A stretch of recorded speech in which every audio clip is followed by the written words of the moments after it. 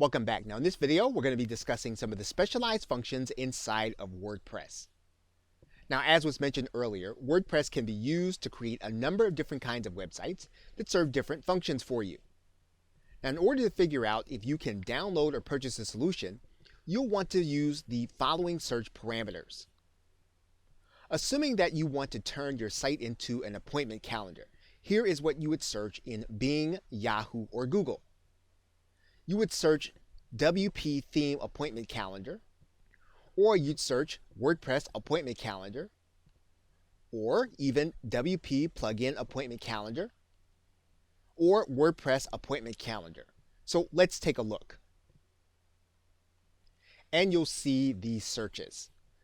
WP Theme Appointment Calendar, and you'll see that there are about 789,000 results.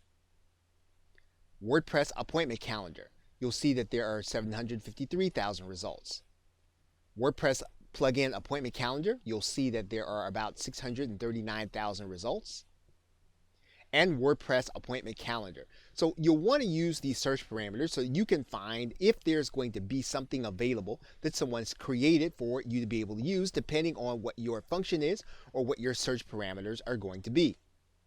Now in some cases, the solution will already be in the WordPress library and won't cost anything to implement it. And you'll see this may be the case if you go searching for something like a plugin. Now, when that is the case, you are going to need to be careful. This kind of solution relies on an open source model of support. That means that the user community may run into a problem and figure it out together. Now, waiting for this to happen, this could be valuable time that you spend doing something that may or may not contribute directly to your cash flow. Now, if the function is something you really want, your time will ultimately be more valuable than what you'd save in getting a free solution. If you can pay and get support, this may be the best way to execute the solution when you're looking for a specialized function. You can then spend your time using the tool that you purchase and marketing, rather than working with the technical aspects of getting it to work. Now, here are some examples of different ways to reimagine and customize a WordPress site. You can purchase plugins that will turn your site into a survey mechanism or a quiz mechanism. You can even purchase a plugin that will turn your site into a book writing process.